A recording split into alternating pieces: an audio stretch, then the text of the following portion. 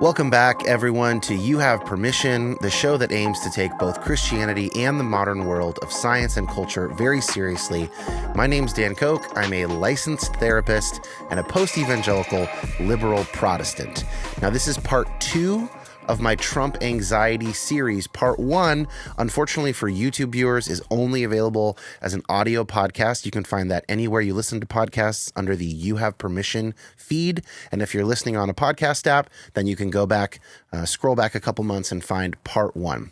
I'm trying to pepper these episodes in every couple of months as so many of us are anxiously dreading the 2024 election between Trump and Biden. I know that I am. I think that there is some wisdom, however, in some of the cognitive tools that I use with my therapy clients that can help us with this anticipatory anxiety. Make sure to subscribe in the podcast app or YouTube if you want to make sure to catch the next one when it comes out. Let me say right off the bat, my goal here is not to minimize our sense of the potential danger of a second Trump term. I think it may well indeed be quite dangerous, nor do I want to equivocate between a Trump term and a Biden term or any other possible outcome. As I mentioned last time, it's impossible to predict the future, but on my view, another Trump term is significantly more likely to lead to disastrous results than a Biden term. I will be voting for Biden. I will be donating to Biden's campaign via money and hopefully time. Nonetheless, we each have a lot of life to live before November, and I know for my part, I am in danger of much of that life being sucked into the black hole of Trump-related doom scrolling, of checking polls or betting markets, of binging politics articles and podcasts in the hopes of alleviating my anxiety. And things like that are largely a waste of my time, I believe. They will increase my own anxiety without any discernible impact on the election itself, and they will keep me from pursuing valuable and important aspects of my life over which I actually have some control. So I want to start with a brief recap of the 3 cognitive distortions or thinking errors that I covered last time, part 1. Now, again, cognitive distortions, also known as thinking errors, are just kind of ways that human beings naturally tend to think about the world irrationally, such that they increase things like anxiety and depression. They are repeatable. You can come up with a list of 12 of them, like I do this with clients, and clients will usually find 3 or 4 that are kind of their go-tos, and they're not the same for every person, but we all do almost all of them at least sometimes. Last time I talked about catastrophizing. So especially when we are depressed or anxious, we assume that only the worst possible outcomes will come to pass for any given situation. In this case, that extends well beyond a potential Trump win into, quote, the end of democracy territory, stuff like that, which might happen, but there are also many other less worrisome possible outcomes. And I'm not saying that those ones are more likely. I don't know what will happen, but there are many possible ones. And if I'm anxious or depressed, I'm going to assume only the worst ones will happen. And that's going to further increase my anxiety or depression. Number 2, I talked about all or nothing thinking, specifically in relation to the fact that a 4-year term for a president does not entail everything that happens within that nation during those 4 years. I'm going to talk a little bit more about that today. This one is especially interesting and maybe even applicable for Donald Trump because when he's on the scene, he's the number one subject of all media, especially news and politics. But consider just how much has happened in the last 3 years while Biden's been president, and then think about how often you had to think about Biden himself during that time. Presidents have very limited power. They have a lot of power, maybe more power than any other individual in the world, but it's still limited. And just because they want to do something doesn't mean that they can do it. Thirdly, I talked about fortune telling. We actually don't know the future. Let's just pause there for a second. No one knows the future. But in general, as human beings, we are willing to pay quite a bit of money, time, and attention to people who say that they can predict the future. This means that we don't know who will win the election, but probably more crucially, we also don't know what will happen even if Trump does win the election. Remember catastrophizing? There are many possible futures after a Trump win, should he win in 2024. And we can only make our own lives worse by assuming the worst possible outcomes are the only possible outcomes. Now, briefly, I'll say, assuming bad outcomes is different than preparing for bad outcomes. And there might be things we need to do in our lives to prepare for a Trump term. That would not be wasted time. What I would consider wasted time is doom scrolling and just going over the same material over and over and over again and getting down a vicious circle spiral into our own mental distress. So I've got two more cognitive distortions to talk about today. The first one is disqualifying the positive. When we disqualify the positive, we tell ourselves that positive experiences, actions, qualities, things like this don't count. So for example, a normal day-to-day life, we might think, I did a good job on this project, but that doesn't mean I'm good at my job. I just got lucky.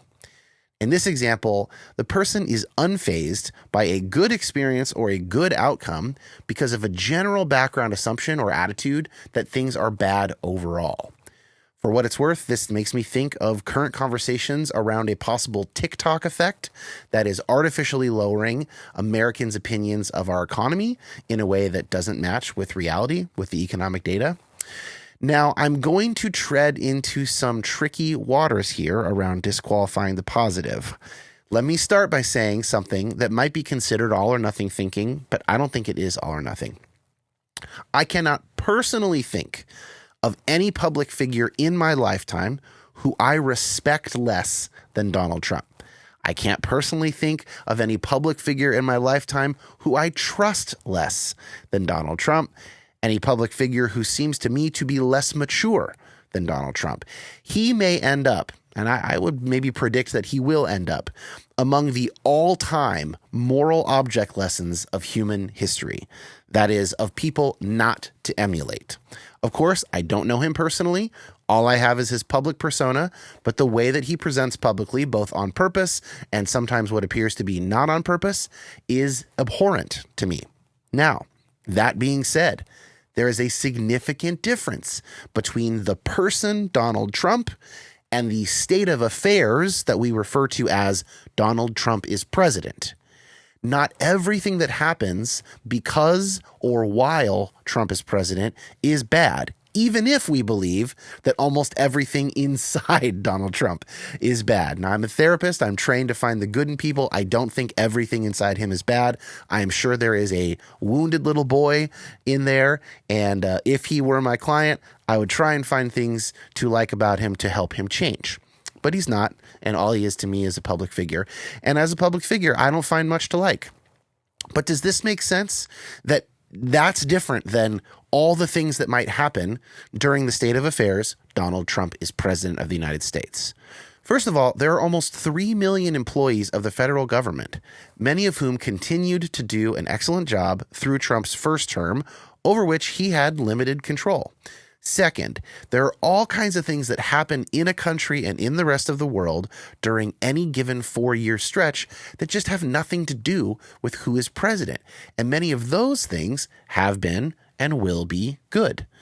And third, Trump might do a bunch of things for really stupid and immature reasons, for greedy reasons, for power-hungry reasons, etc., but some of those decisions might still end up being good, not because he's good, but simply by chance.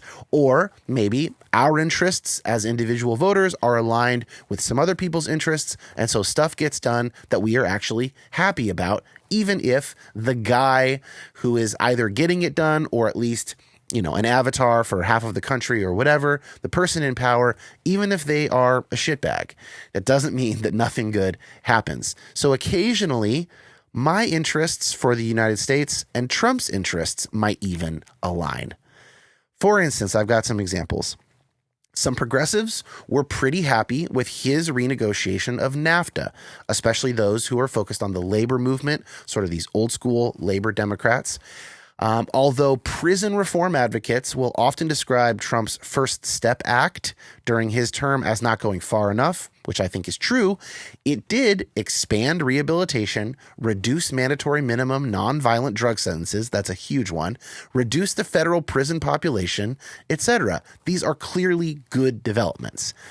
And even with a conservative supermajority instated by Trump, the Supreme Court has actually been a mixed bag in terms of ideologically aligned outcomes. Of course, there's Roe v. Wade being overturned, but for example, in the case of Allen versus Milligan, Roberts and Kavanaugh, Trump appointees, joined the liberal justices in favor of black voters suing Alabama under the Voting Rights Act.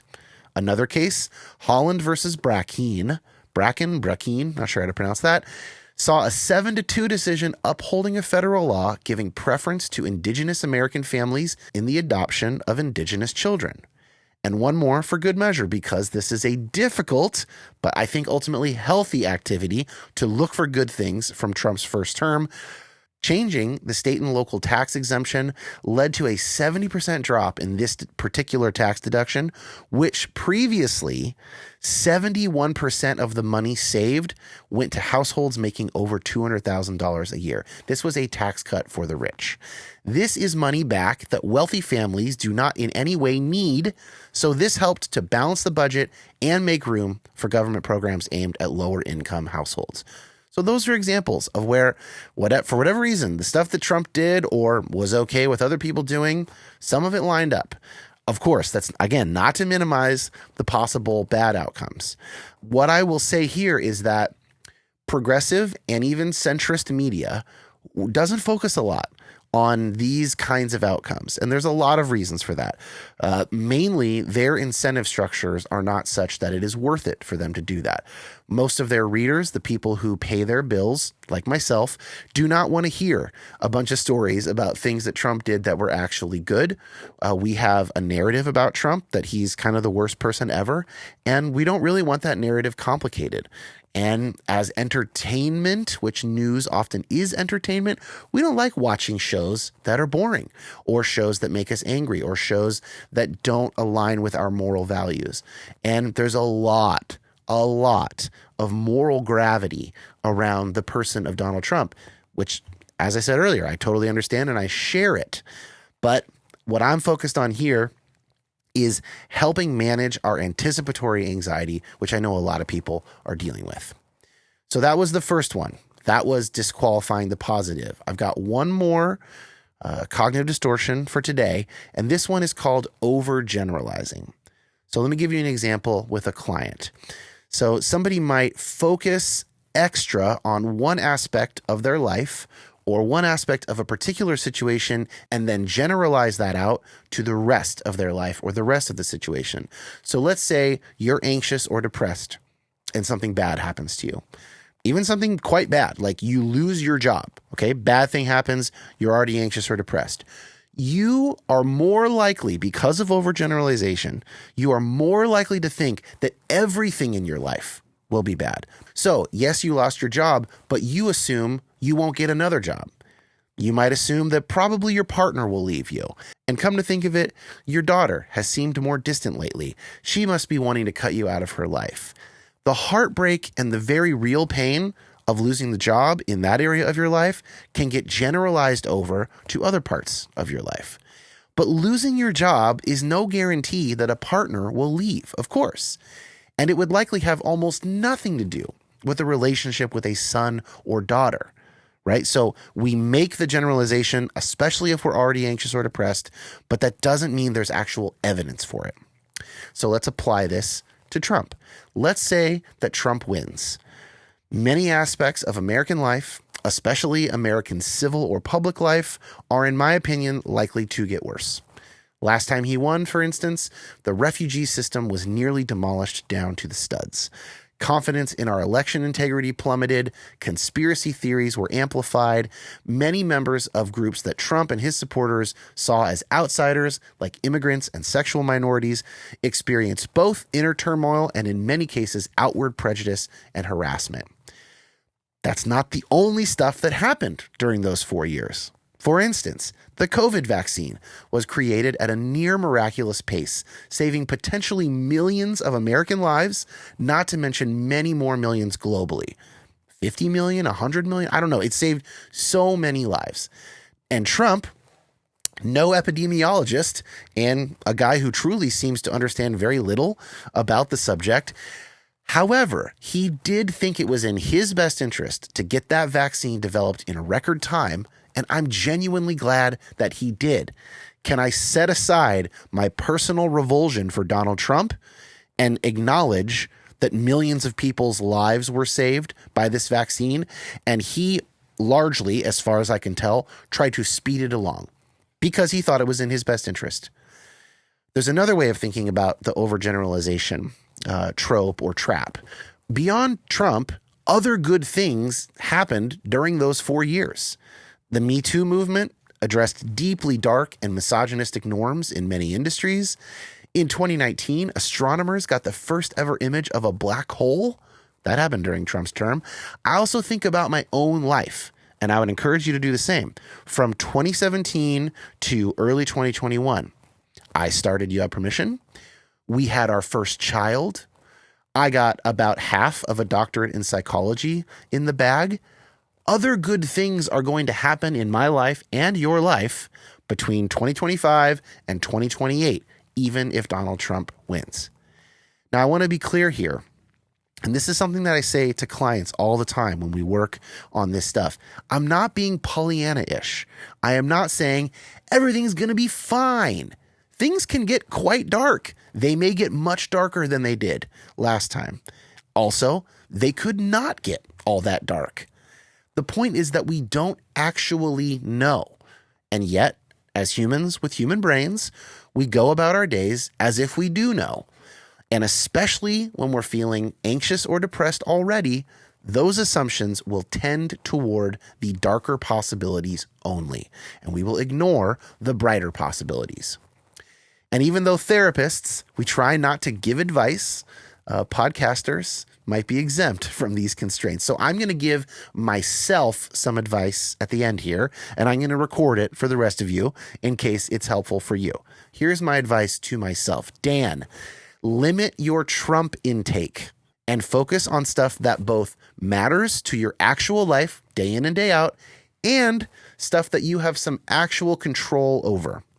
Number 2, figure out something practical you can do politically, preferably more locally, that will have a real impact on your community, rather than just becoming a voracious political content consumer. And Dan, if you're really struggling with anxiety or depression around this topic, consider some talk therapy, or failing that, go through a book or something similar. I've been drawing on cognitive behavioral therapy in these episodes, so if you find this approach helpful, then you would likely benefit from doing some CBT. And if you're not going to make it out to see a therapist, the book Retrain Your Brain by Seth Gillihan is as good a place to start as any. Again, I'm planning another installment or 2 of this series. Thank you guys for listening. Those will be coming out between now and November. So again, make sure to subscribe on your podcast app or YouTube if you want to be sure to catch those, and go back in the history on the podcast app to find part 1 if you'd like to listen to that. Thank you guys so much for listening.